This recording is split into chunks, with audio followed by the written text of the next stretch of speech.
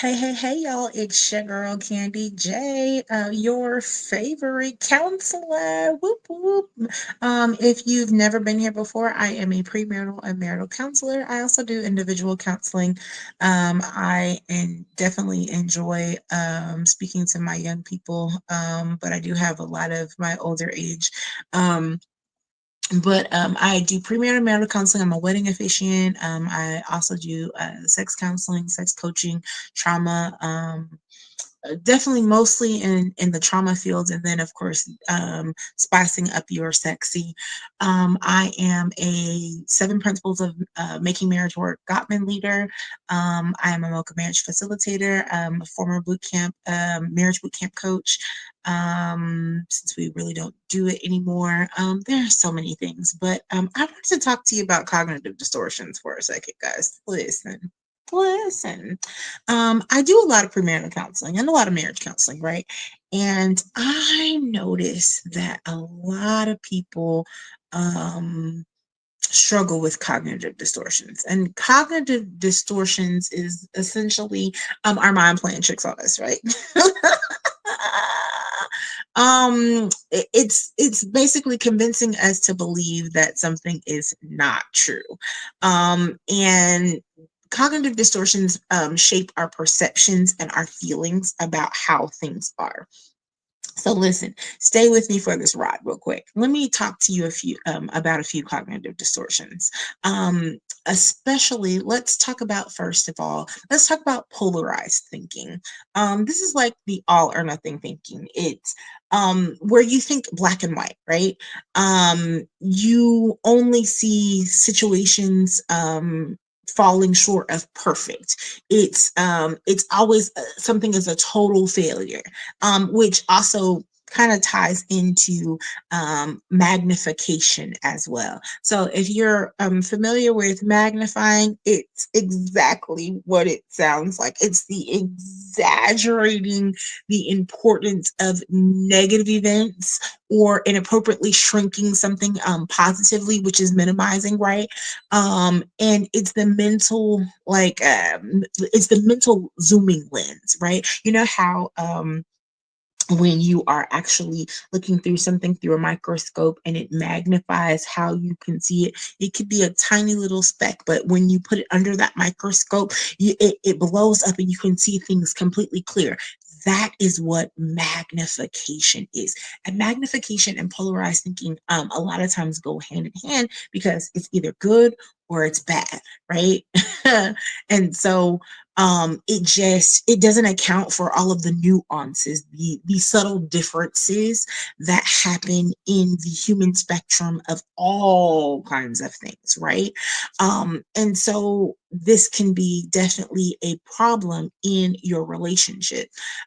Jumping to conclusions. Ooh, a lot of people do this, and in any type of relationship, it's always making negative interpretations, right, without actual evidence.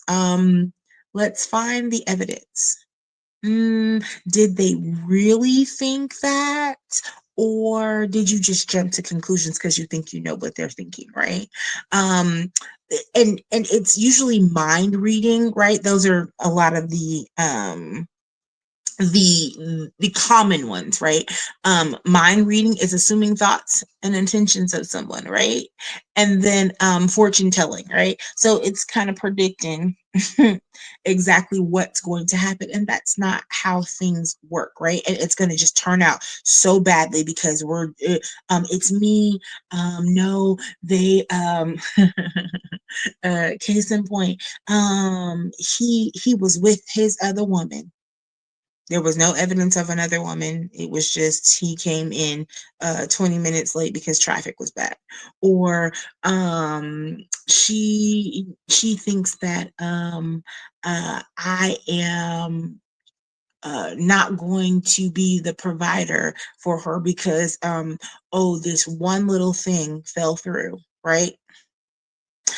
There's so many instances that I can give you about jumping to conclusions, but You can jump to conclusions about anything, right? Whether it's work, whether it's a child, whether it's any type of relationship, whether it's what's happening in the world, right? We can jump to conclusions about anything. Jumping to conclusions a lot of times leads to destructive thinking, right? Because then you're always just assuming that you know exactly what's happening.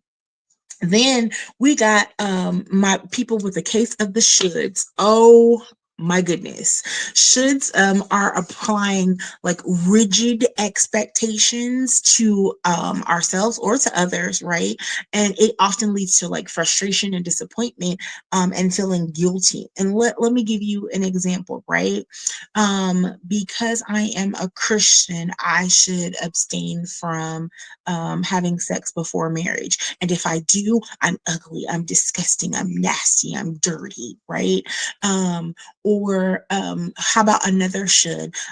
For instance, he should take out the trash. That's his job, right? But what if we haven't gotten into those expectations, right? Or she should know how to cook. What if I didn't grow up cooking and I'm learning how to cook? Maybe that wasn't one of my things in growing up. My parents didn't teach me how to do that, or I did not explore those things, right? um so there's a lot of shoulds, and then having too high expectations, right?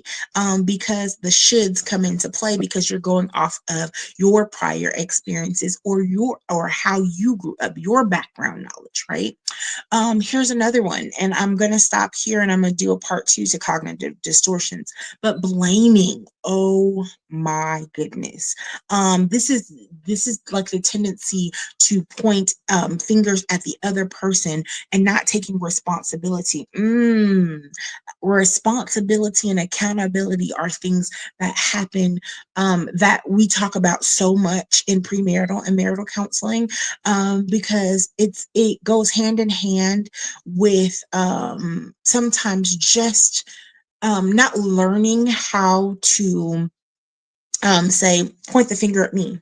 That introspection, that self-reflection, that self-awareness, right? Instead of blaming everybody else for your shortcomings or things that you did or you played a part in, you want to blame the other person for every little thing, and that will bring a whole relationship down, right? So I'm going to stop there. Again, cognitive distortions, it is really your mind playing tricks on you. And these mental missteps can make the world seem more hostile, the future bleaker, and ourselves less capable than we actually are. And then it is the downfall in a lot of relationships. So in my sessions, I have couples do a cognitive distortions exercise, and it is so vastly eye-opening. And here's the thing, guys: if you know the things that you are doing, it is easier to have those conversations, be able to point those things out, do self-reflection, and then do better, right? Because when you know better, you do better. When we learn things, we grow, right? And then we have to have uncomfortable conversations, and avoiding the uncomfortable conversations is stunting our growth, right?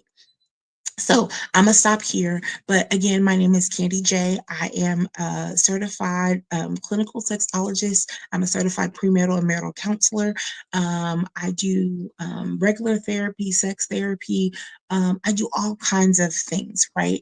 And so, if you are in need of a session, if you're in need of a counselor, my number is going across the screen. My website is going across the screen, or you can hit me in wherever you're watching this, whether you're watching on YouTube, Instagram, TikTok, Facebook. I am on all the things. I will come back and do a part two of cognitive distortions, because we only talked about shoulds, blaming, jumping to conclusions, and polarized thinking. And there are and magnification. So there's at least 5 or 6 more that I would really like to touch on. So stay tuned for part two. Have a great day.